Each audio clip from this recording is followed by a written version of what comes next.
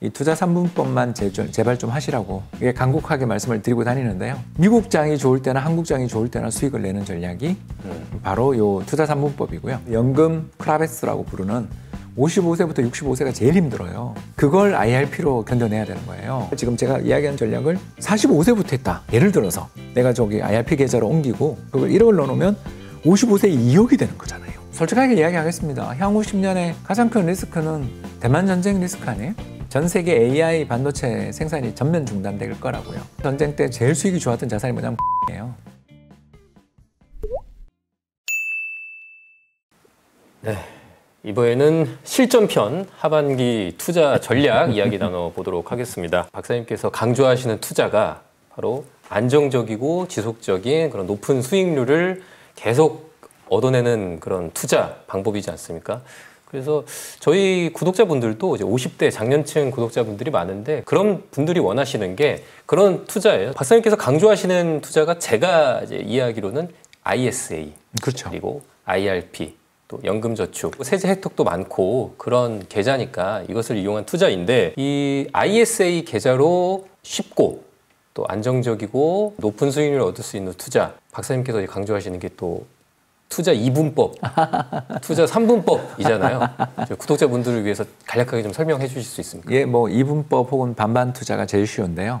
반반 투자라는 건 간단하죠. 오늘 우리 이야기 쭉 했지만 환율 상승할 때 한국 시장이 좀 안 좋다라는 이야기를 내내 했어요. 왜 그러냐면 우리나라 주식시장 대주주가 외국인이라 그렇죠.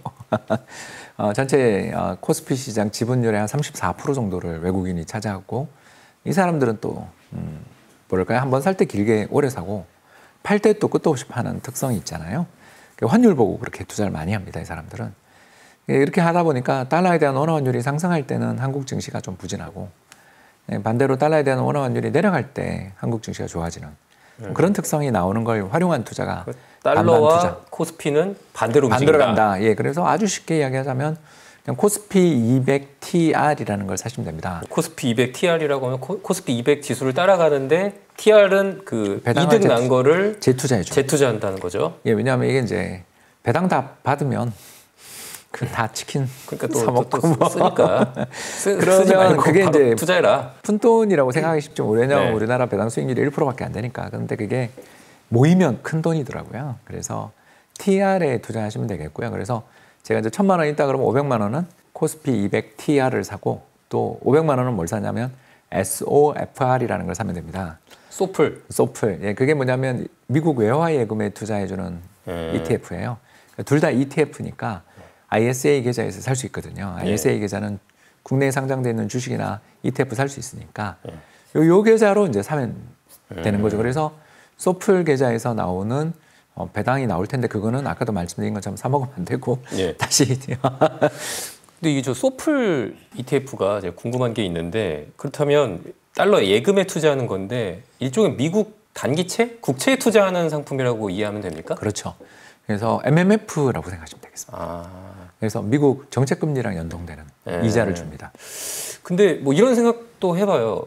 그 지금 뭐 물론 아까 박사님께서는 금리 또 올릴 수도 있다고 얘기하셨지만 많은 사람들이 생각하는 게 금리 인하기가 올 거라고 생각을 하잖아요. 그렇다면 금리 인하기에 돌입을 하게 되면 장기적으로 봤을 때 소플은 좀 안 좋을 수도 있지 않나? 그렇죠. 그러면 코스피가 오르겠죠.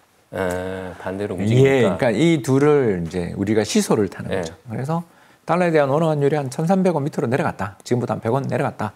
그러면 SOFR에 투자한 손실이 나겠죠. 매년 금리 5% 나온다 그러지만 환율 100원 떨어지는 게 더 크잖아요. 그러면 손실 나지만 대신 우리나라에 들어오는 외국인 자금이 더 늘 가능성이 높잖아요. 왜냐하면 다 해외에 투자하고 있던 외국인 투자자들이 더 좋아 그러고 들어올 수 있잖아요. 그러면 어떻게 되겠어요? 코스피에서 수익이 더 나겠죠.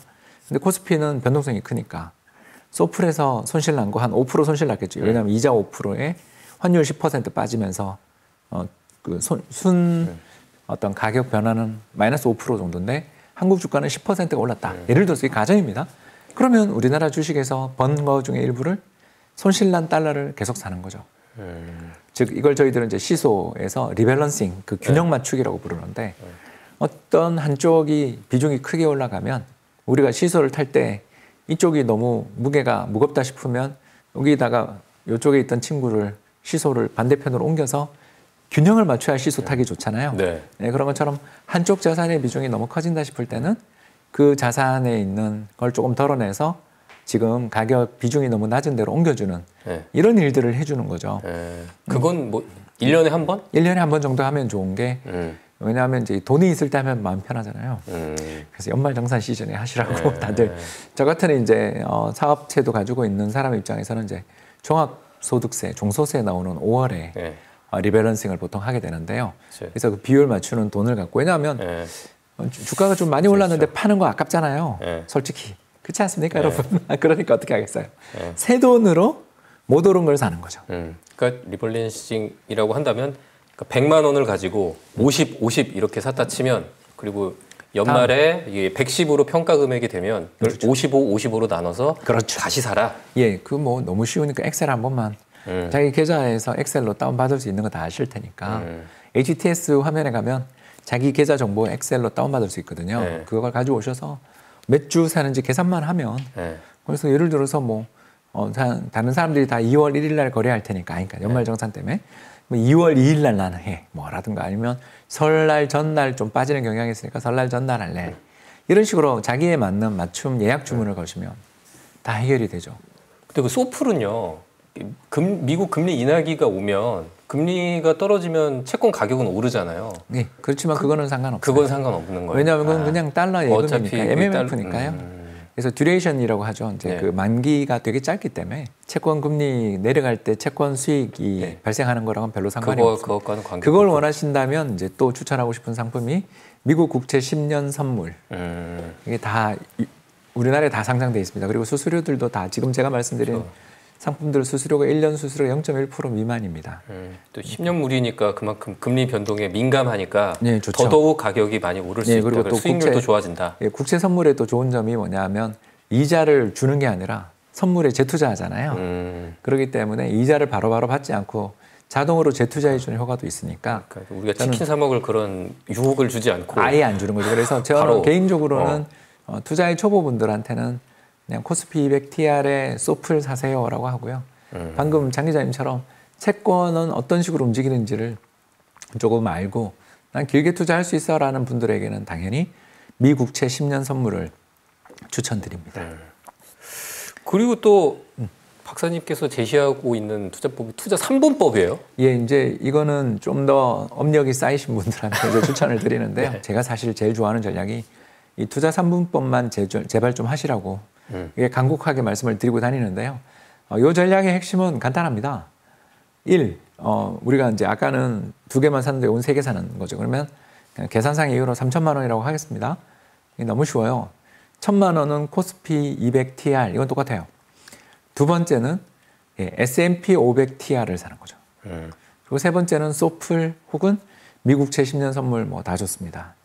이걸 사는 거죠. 그러면 이게 왜 좋으냐 하면 일단 한국 주식이 박스피 하던 시절이 있었잖아요. 예. 우리나라 주식시장이 종종 한 10년씩 못 오르는 때가 있습니다.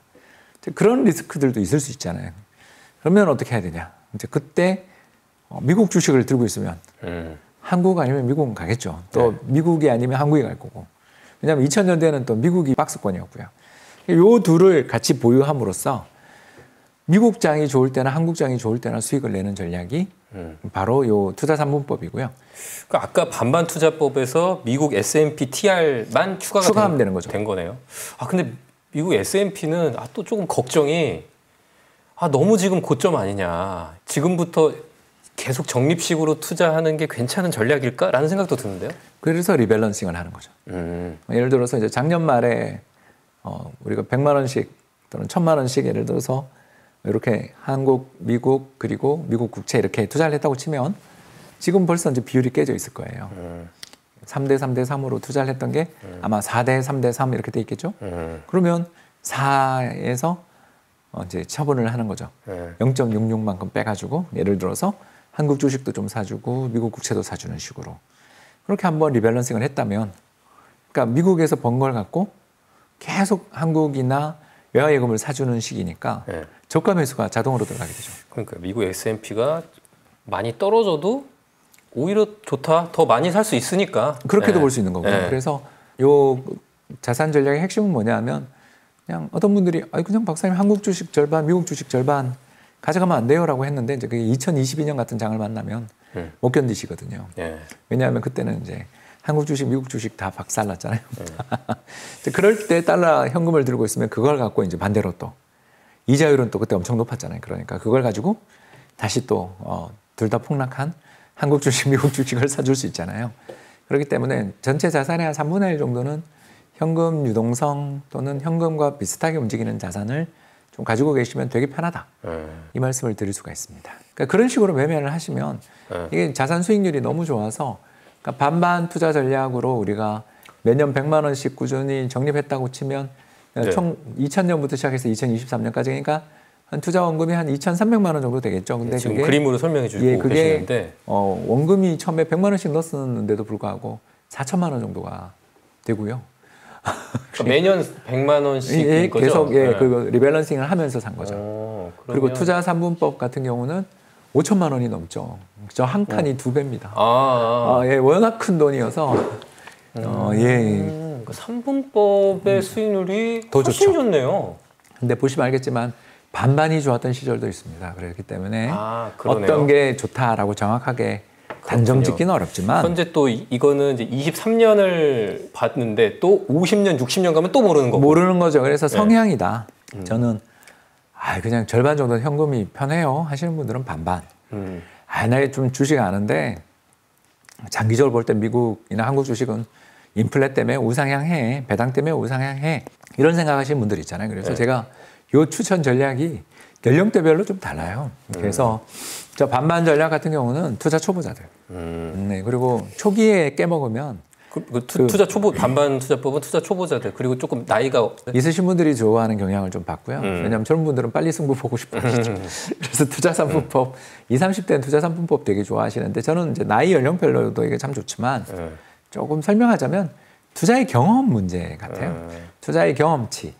경험이 좀 있고 주식이 얼마나 위험한지를 아시는 분들은 그냥 반반 투자 전략 하시는 게 좋고요. 그러니까 손실 본 경험밖에 없다. 그게 아니라 미국 주식 진작할 걸 이렇게 생각하시면서 좀 시장에 대해서 잘 아는 분은 투자 3분법 해도 견딜 수가 있죠. 마음이. 왜냐하면 투자 3분법이 참 좋은 전략이지만 둘 다 빠지는 해가 있단 말이에요. 그런 해가 10년에 한 번은 있을 거 아닙니까? 그럴 때 견딜 수 있는 힘을 좀 가지기 위해서는 좀 경력이 있는 게 좋고 그래서 투자의 경험치라고 저는 이야기합니다. 그럼 이제 IS 계좌로 하는 반반 투자법, 투자 3분법 얘기해 봤고 그렇다면 IRP와 연금저축 계좌에서도 동일하게 운영을 하는 게 좋을까요? 예를 들면은 IS 계좌에서는 반반 투자법을 하고 또 뭐 IRP 연금저축 계좌에서 3분법을 하고 이렇게 하는 게 나을까요? 그것도 방법이죠. 아니면 다르게? 사실 그거가 더 좋은 방법일 수 있는데 이제 IRP 계좌에 어느 정도 돈이 쌓였다라는 분들은 이제 대부분 나이가 있으신 분들이 많습니다. 왜냐하면 회사도 오래 불었으니까. 그리고 또 옮기셨을 가능성이 있는. 그러니까 전직을 하거나 이러면서 이제 저희들 표현으로 좀 그렇습니다만 우리나라가 주된 일자리로부터의 은퇴 연령이 49세예요. 이렇게 무서운 이야기를 하고 있습니다. 그러니까 우리가 점점 전체 생애 주기에서 돈을 버는 시기가 짧아지고 있는 것 같아요. 네, 그래서 주된 일자리로부터의 은퇴 시기가 만 49세고 저도 그때 그렇죠. 그만뒀거든요. 그러니까 요새 또 2차 베이비 부머들이 은퇴하는 접니다. 시대가 거의 950만 명, 거의 1000만 명 가까이 되는데 이분들이 이제 쏟아져 나오잖아요. 이제 그걸 몇 년생부터 정의하느냐 따라 다른데 사실은 좀 더 많다고 봐야죠. 그래서 이 세대에 계신 분들한테 이제 추천드리는 전략을 이제 말씀드리게 되는데요. 여기 이제 IRP를 왜 말씀드리냐면 이분들이 IRP 계좌로 퇴직금을 받게 된. 그러니까 우리나라의 대부분 사람들이 40대 후반에 그만둔다라고 제가 이야기했잖아요. 그럴 때 그만두면서 IRP 계좌라는 게 생기는데 이 IRP 계좌가 사실 노후를 거의 지탱하는 유일한 버팀목인 경우가 너무나 많습니다. 자, 그런 분들한테 저는 이 투자 전략을 좀 추천드리고 싶은데요. 잘 못하겠다 싶으면 증권사 가서 중개형 ISA 그리고 IRP 계좌로 가셔서 요거를 꼭 하셨으면 좋겠는데요. 이제 다음 그림 좀 보여주시면 좋겠는데요. 자, 이 전략을 이제 저는 나이 드신 분들한테 이제 50대에게 추천, 40, 50대, 그러니까 IRP한테 추천하는 거예요. IRP로? 그 젊은 분들한테 이렇게까지 분산할 필요까지는 없고 이 네. 전략이 또 수익률이 투자 3분법보다 별로 안 좋아요. 투자 3분법이나 반반 투자 전략은 수익률이 거의 8, 9% 나요. 왜냐하면 주식이 아무래도 좋죠. 근데 이제 이 전략을 딱 보시면 알겠지만 어떤 일이 벌어져도 마이너스는 안 돼. 라는 분들한테 이제 추천드리는 전략이죠.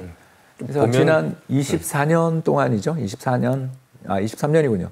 23년 동안 딱 한 번 마이너스 났고 그 마이너스도 마이너스 1.1%예요. 그 한국 주식은 이제 코스피 ETF 같은 TR, 거겠고 또 원화예금은 CD라고 검색하셔서 ETF 그러니까 CD 금리 따라가는 ETF. 예, 그걸 사시면 되겠고요. 달러 예금은 소플 오늘 다 했고 미국 주식 같은 경우는 그 S&P 500 TR 그리고 금은 KRX 금현물이라는 걸 사면 되겠고요. 그리고 HYG라고 적어놨는데 저거는 하이힐드라고 검색하시면 역시 우리나라에 상장돼 있습니다. 미국 하이힐드가 상장돼 있습니다. 자, 이렇게 6가지로 운영을 하게 되면 이게 이제 박사님 이렇게 힘들게 어떻게 해요? 라고 하시는 분들한테 그냥 증권사 가서 홍 박사가 이야기하는 거 요거 수수료 제일 작은 걸로 주문 좀 넣어주세요. 그러면 아시겠지만 오프라인 수수료가 0.2, 0.15 정도 내고 이거 1년에 한 번만 매매하시면 되거든요. 그리고 매매를 다 할 필요도 없어요. 이거는 매달 이렇게 적립식으로 할 필요 없어요? 아니, 제가 IRP 계좌 이야기하는 거죠. 예, IRP.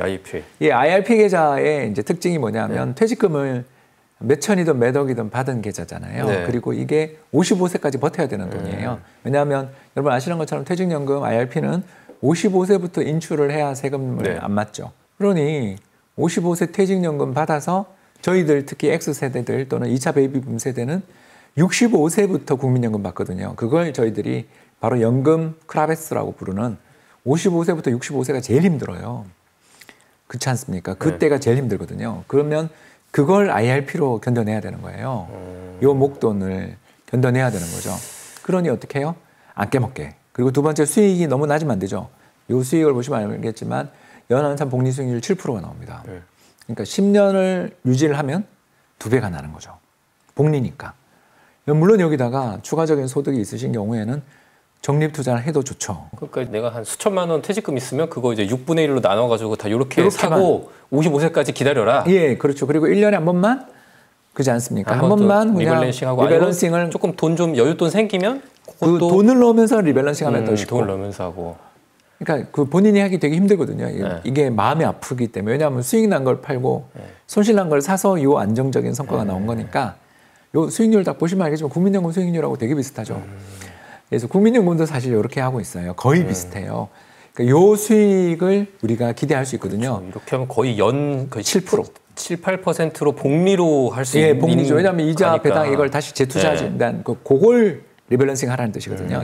여기 이자가 나오는 예금이 나오는 저 상품들이 되게 많잖아요. 예금, 달러 예금, 미국 주식은 안 나오지만 HYG도 예금 이자가 많이 나오거든요. 그래서 요 전체 6개 중에 3개 상품이 이자가 되게 많이 나오는 상품이에요. 그러니까 그걸 그냥 묵혀두면 안 되잖아요. 그러니까 그 이자만 좀 리밸런싱 한다고 생각하시고 가서 계산 그냥 가서 너무 어려워하지 마시고요. 중공사 가셔서 지금 제가 가지고 있는 그거 가면 이제 RP로 남아있을 거 아닙니까? 이자 예금들 예수금으로 남아있는 걸 활용해서 다시 6분의 1로 그냥 예약 주문 걸어주세요. 그러면 수수료 뭐 0.15, 뭐 2%, 0.2% 정도만 내고 저걸 할 수가 있어요. 그러니까 잘 하시는 분들은 HTS에서 본인이 하면 되는데 뭐 조금 마음의 결정이 되게 어렵더라고요. 저도 해보니까 저도 RP 계좌를 운영하고 있는 입장에서 저도 마음의 결정이 어려워요. 그럴 때는 수수료를 내는 거죠. 조금 내면. 그리고 전체 매매가 또 전체 금액을 다 사고 파는 게 아니라 이자 쌓여 있는 걸 갖고 배분을 해주면 되니까 어렵지 않습니다. 한번 꼭 해보시길 바랍니다. 그래서 그러니까요.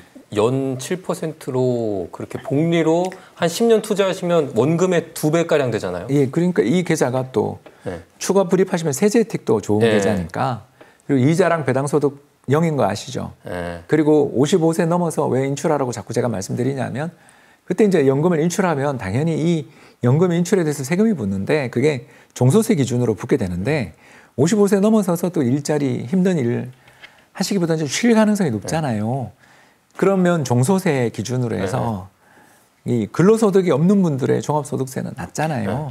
그래서 저걸 인출하게 되니까 연금 인출하는 데 따르는 세금 정도만 내면 되니까 상대적으로 세금 이연 효과도 생기잖아요. 그래서 제가 저런 상품을 가입한 다음에는 근로소득이 끝난 다음에 인출을 시작하시는 게 대체로 이득이 됩니다. 네. 그래서 이 절세 계좌를 하라는 이유는 결국 우리가 이제 평균 49세 은퇴해서 소득 크레바스 또는 퇴직연금 인출 이전의 6년은 건강하시니까 요새 다 그 나이가 열심히 일하셔서 그걸 해지만 안 하고 버티시면 55세부터 이제 연금 부자가 될 수 있잖아요. 그리고 이 전략을 지금 제가 이야기한 전략을 45세부터 했다. 예를 들어서 내가 저기 IRP 계좌로 옮기고 다른 퇴직금 받아놓은 거나 이런 걸 관리해서 IRP 계좌로 있다면 그걸 1억을 넣어놓으면 55세에 2억이 되는 거잖아요.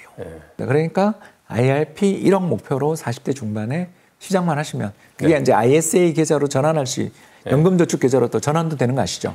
이런 여러 가지 방법이 있으니 눈높이 조금만 낮추시면 충분히 가능하다. 이 말씀 드리고 싶습니다. 은퇴를 앞둔 40대 후반에서 50대 구독자분들은 참고하시면 좋겠고 이것 좀 여쭤볼게요. 그럼 저 같은 30, 40대 후반의 이제 직장인 같은 경우는 그러면 아까 잠깐 말씀드렸지만 뭐 ISA는 뭐 반반 투자하고 뭐 IRP 연금저축에서는 3분법하고 이렇게 하는 게 좋습니까? 아니면 뭐 다른 뭐 제시하고 싶은 또 방법이 있습니까? 저는 장 기자님 같은 분은 그냥 투자 3분법 하세요.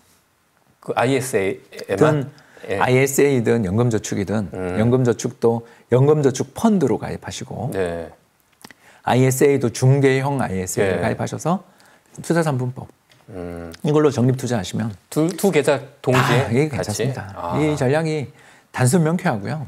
맞아요. 굉장히 좋습니다. 혹시 불안하시면 투자 4분법도 좋고요. 뭐 하나 더 추가하면 좋아요? 금.